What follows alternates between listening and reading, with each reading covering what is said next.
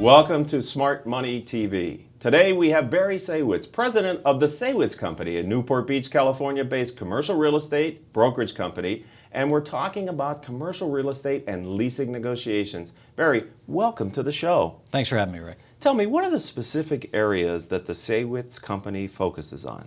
Well, our company basically just represents tenants or users of commercial real estate, whether they're looking to find new space or negotiate a lease or expand or contract. We represent the tenant and help them figure out what they want to do. Do you do that simply and solely here in Southern California? Well, we're based here in Southern California, but we negotiate transactions all over the country. We've negotiated in all 50 states as well as throughout Canada and Mexico, and we're probably negotiating transactions in 20 or 25 states in any given time. Well, that's impressive. So are you a tenant broker or a tenant representative? Is that your role in the commercial leasing? Yeah, that would be the term that I would call it, is tenant representative. Our goal is to get the tenant the best deal and help them solve their real estate needs. So as a tenant broker, what makes the Saywitz Company different than other firms? Well, the fact that the company's been in business for more than 40 years, I think gives some credence to the concept that we've been somewhat successful at what we're doing. At the same time, the niche of only representing tenants gives us the ability to really help our clients as their needs grow and as they expand. And so we don't have any conflict of interest with any landlord or any building. Our goal is really to get our clients the best deal wherever that might be. So when it comes to commercial leasing, in your role as a commercial broker, why wouldn't a tenant always have a commercial broker representing their best interests? Well, that's a good question. I don't know why they wouldn't. There's plenty of other companies out there, some of which only represent landlords or do a little bit of everything. But sometimes tenants assume that if they call the name who is on the sign, then that person might get them a better deal because they're making a bigger commission. Or if they deal with the landlord's broker, then that broker might know what the landlord's motivations are that much better, and it might help them. The fact of the matter is, it's just not true. You have no one then in those scenarios looking out for your best interests. And so I don't know why anyone wouldn't have someone helping them, and that's what we do. So, well, it sounds like clearly this is a negotiation and an important one for the tenant. What is the leverage that the tenant has in the negotiation? Well, the most important thing in any negotiation is leverage, and the second would be information. And so it is important for a tenant to hire someone that is knowledgeable about the market and can provide them the information they need to have an intelligent negotiation.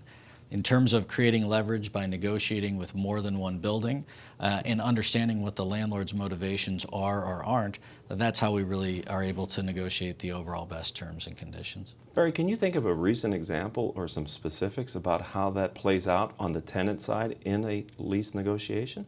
Well, if a tenant went to a building and told them that they fell in love with the building and that was their first choice, I think they'd get a different response and a different set of economic terms than if we told them they were one of three buildings and we weren't really sure where we were going. And so the combination of playing on the tenant's strength, whether it's their credit or the size of the company, and the fact that they have multiple options in a soft or in a tightening market really will help drive the economics of the deal. Well, the lease negotiations are for a 3, 5, or maybe as long as a 10-year span, Barry.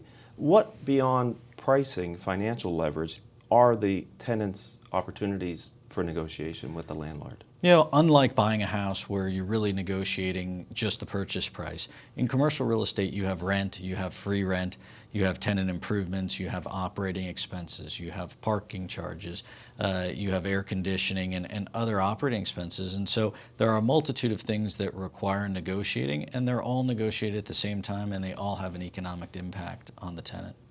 And so it sounds like in addition to having a tenant representative, there are other professionals that are involved in these lease negotiations, or at least the implementation of negotiations. Certainly, and if you are moving or you're redesigning the space, it may require the need for an architect or for a contractor and understanding the costs and the scope of what you're going to build. And so as part of our role, we bring in those professionals and help include them as part of the entire process. Interesting. So there's two sides to this transaction, right, Barry? There's the tenant, but there's also the landlord. In your experience, having been in this industry for as long as you have and negotiated as many deals as you have, are there different landlords have different concerns? No question. And so a big institutional landlord or a REIT is going to have a different set of motivations versus an individual owner who owns a single building. And some are interested in cash flow, some are interested in getting a higher value for the property.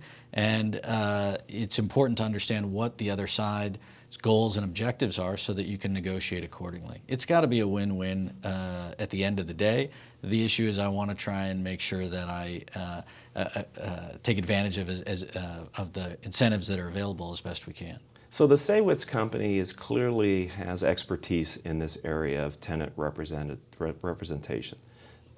What are the key strengths that you find in negotiating with a landlord on behalf of the tenant?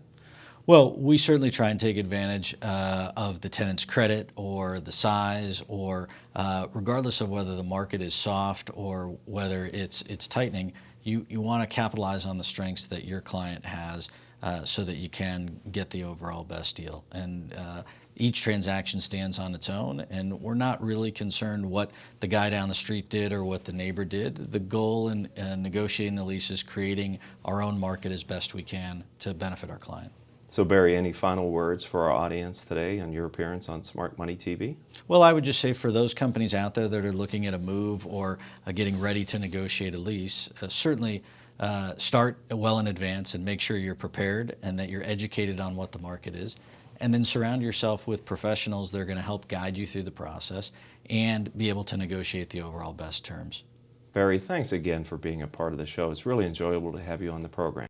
Thanks again to our viewers for tuning in, and we'll see you next time on Smart Money TV.